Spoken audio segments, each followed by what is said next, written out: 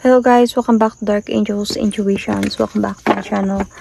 Welcome back sa mga nag-aabang na mga readings ko.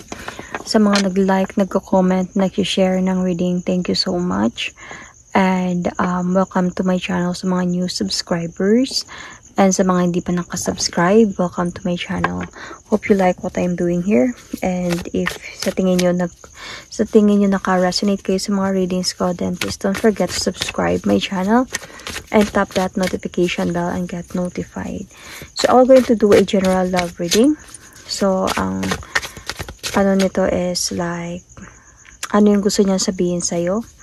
And titignan natin bakit yun yung gusto niya sabihin sa'yo. So, let's start without further ado. This is a timeless reading, guys, but not everyone can resonate, okay? Hindi lahat maka-resonate nito. So, takes what resonates and leave the rest. So, ano yung gusto niyang sabihin sa'yo? So, sino maka-resonate dito? Kaninong story to? Just comment down below. So, ano yung gusto niyang sabihin sa'yo?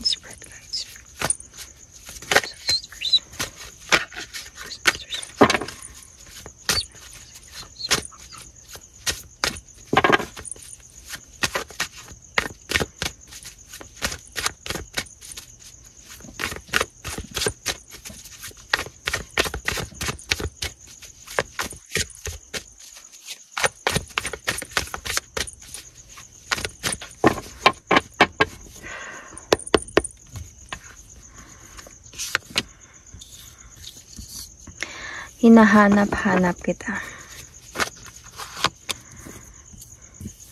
Hindi ako handang kalimutan ka.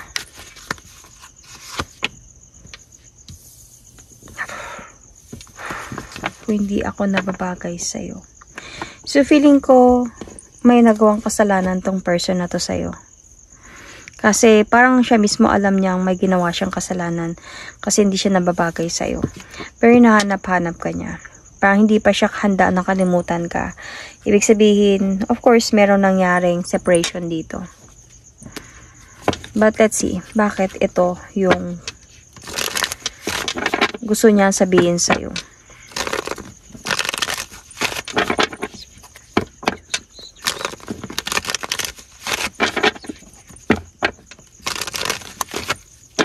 So, hinahanap-hanap kita.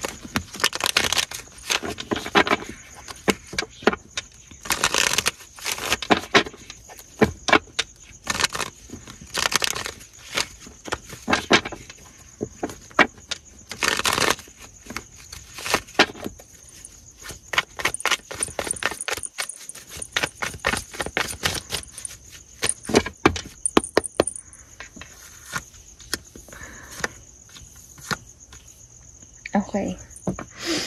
Ang dami nyo na din pinagdaanan ng taong ito. Hinahanap-hanap ka niya. Dahil mahal ka pa din niya. Gusto ka pa din niya. And parang kumbaga kung makikita ka lang niya, kumbaga makakausap ka lang niya, gagawa pa din siya ng way para kumbaga may decision siya na kung makakausap ka niya, makita ka niya, babalik siya sa'yo. Something like that. So, parang alam niya yung ginagawa niya. Kung sakaling makikita ka niya, so gagawa siya ng desisyon dito para makausap ka at balikan ka. Kasi hindi naman, kumbaga, nandun pa siya sa point of, parang ramdam niya pa din yung connection ninyo, yung pagmamahalan ninyo. So, sa ngayon, andun siya sa point na nagpo-focus muna siya sa kanyang might be career, finances, ganyan, trabaho niya.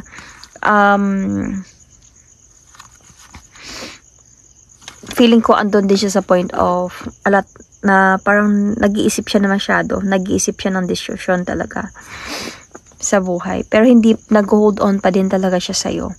Though even sabihin natin na meron ng separation sa inyong dalawa, gusto niya pa din talaga mag-move forward towards with you. Kaya hinahanap-hanap ka niya. Okay. So let's see, hindi ako handang kalimutan ka. So, hinahanap-hanap ka niya at saka hindi siya handang kalimutan ka.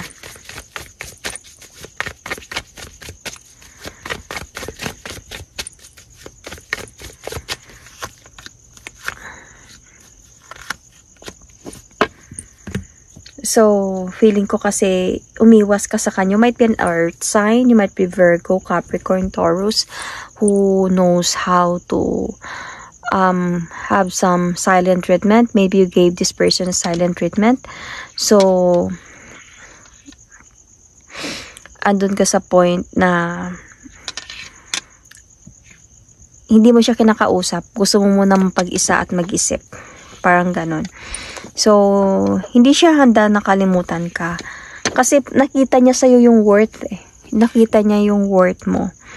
So, gusto ka pa din talaga niya kausapin. Kumbaga, kung makikita ka lang niya, kausapin ka pa niya at mag-offer pa din siya sa'yo na new beginning dito.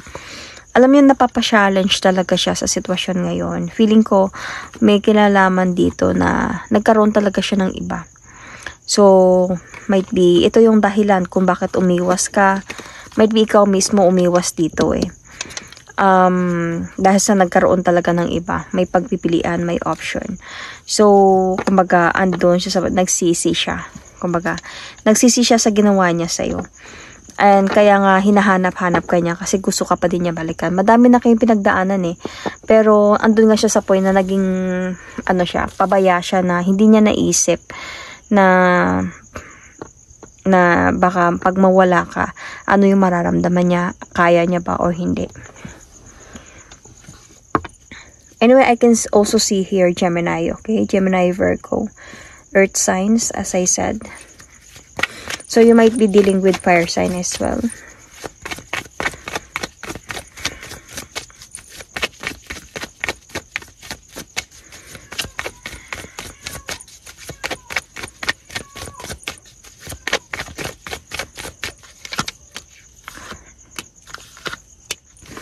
So, hindi siya nababagay sa'yo. Alam niya naman yun. If you're dealing with fire sign, mostly ganun din naman sila.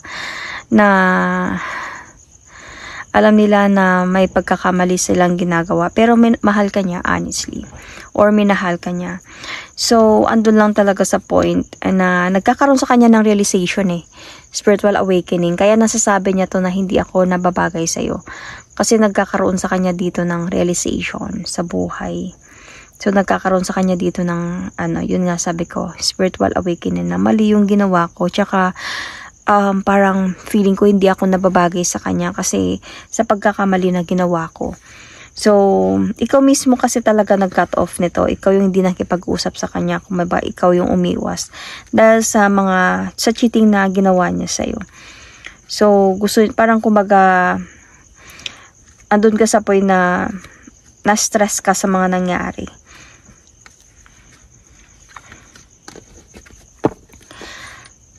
Namimiss ka niya talaga. Namimiss ka niya to the point na parang gusto niyang ayusin yung buhay niya. Pero sinabi niya talaga to na hindi ako nababagay sa'yo. Kasi kailangan niya talaga ng pagbabago sa buhay. Bago siya maging bagay sa'yo. Pero kahit ganito yung sinasabi niya sa'yo, if makikita ka lang niya ulit, babalikan ka niya. Kasi nakita niya yung worth mo. Okay, so let's see.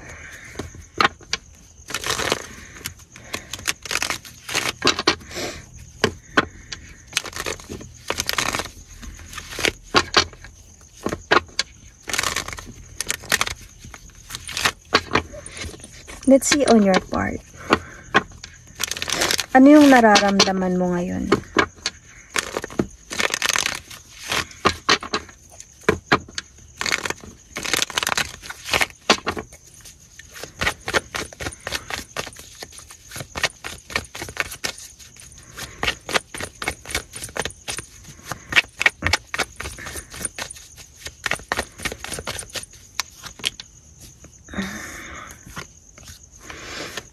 Feeling mo talaga dito, alam mo yung pinaglaruan ka. Yun yung naramdaman mo na parang option ka lang ba sa buhay? Option lang ba ako sa buhay niya? Pinaglaruan niya lang ba ako? Ano ba yung habol niya sa akin? Yun lang ba yung habol niya sa akin? You know what I mean? So, and ikaw is sobra kang nakafocus sa relationship ninyo. So, nasaktan ka dito talaga. Alam mo yung mga nangyari and kaya nga umiwas ka. na parang kumbaga napa-challenge ka talaga that you thought this person do really love you. Kaya nandito ka sa point na I wanted to move on. Gusto ko muna mapag-isa. Gusto ko muna mag-isip. Pero parang sobra kang na-disappoint sa mga nangyari. So, alam mo naman feeling ko ramdam mo din na babalik siya sa'yo if ever. Pero ikaw yung munang umiwas. Dahil sa ito ngayon naramdaman mo na feeling mo parang pinaglaruan ka lang.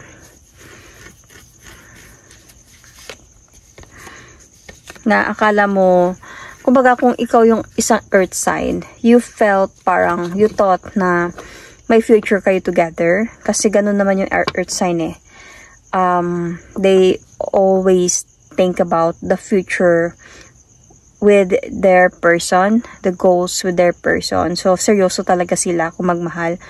So, they thought or you thought na ganun yung mangyayari. Pero, nung nalaman mo yung totoo, parang feeling mo, option ka lang. Feeling mo, pinaglaruan ka lang. Feeling mo baka yun lang yung making love lang yung dahilan kung bakit minahal ka niya. Parang yun yung mga iniisip mo. You're sobrang disappointed ka sa mga nangyayari. Yun yung feeling mo. So, let's see naman kung ano talaga yung nangyari. What happened?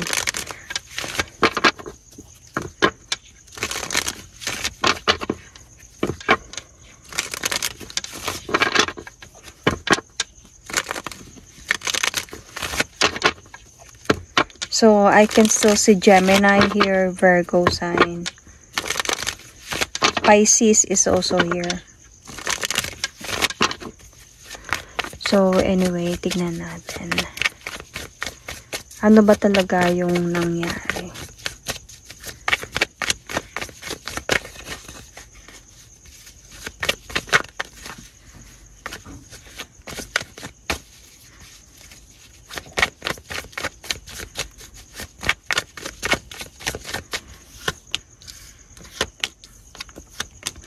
So, naghiwalay talaga kayong dalawa because of third party.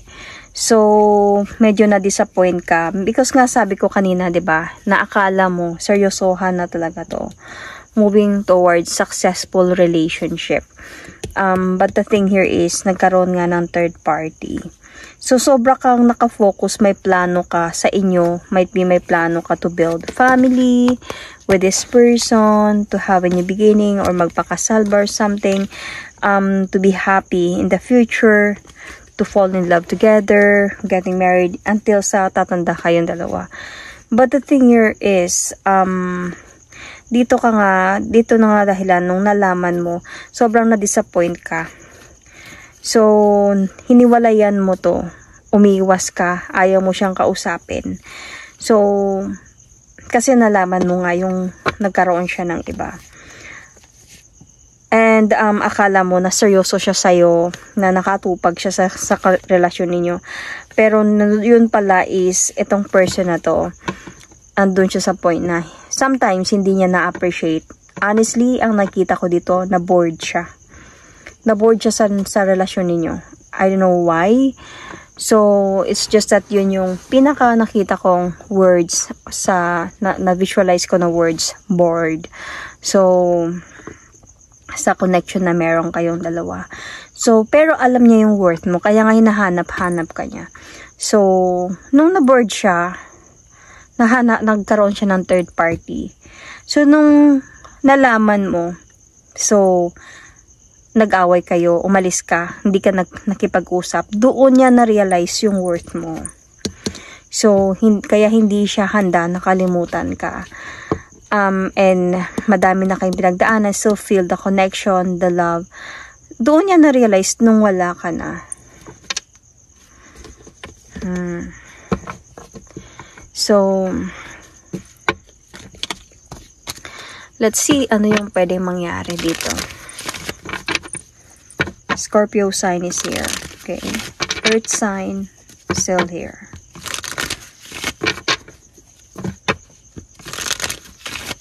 Taurus sign, as I said.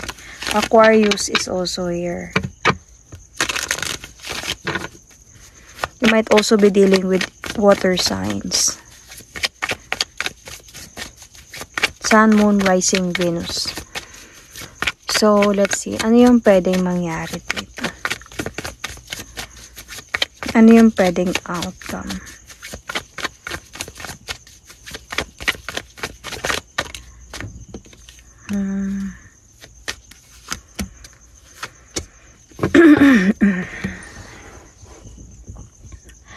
So, feeling ko, tuluyan mo talaga tong iwan. Like, I can see here, you were going to walk away emotionally na talaga from this person. So, that means this is not the first time that happened na nagkaroon siya ng iba. Or nahuli mo siya or something. Kasi, tuluyan ka nang umalis dito eh. So, it could be some of you first time, pero nandami nyo ng pinagdaanan, meaning hindi na to first time. So, nung nagdesisyon ka na talaga na umalis, hindi na siya kinausap, hindi mo na siya kinausap, hindi ka na, like wala na. Doon niya na-realize talaga yung halaga mo, yung pagmamahal na binigay mo sa kanya, hinahanap-hanap niya. Pero nakikita ko kasi dito parang, yung decision mo dito is, wasak na tayo, dahan-dahan na tayo nawasak na tayo.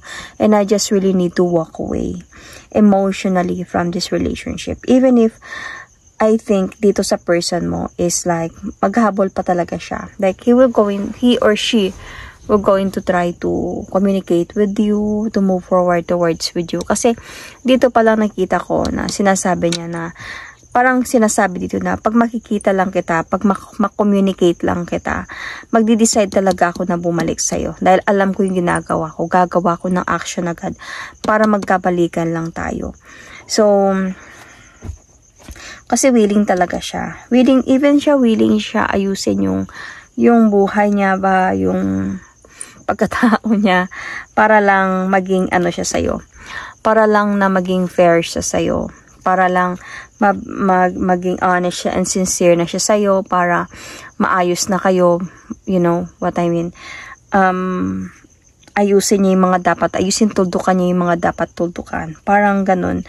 Alam niya naman na sobra kang nasaktan. Like, this person really did betray you. Kaya nga, dumating sa point na you guard yourself from this person.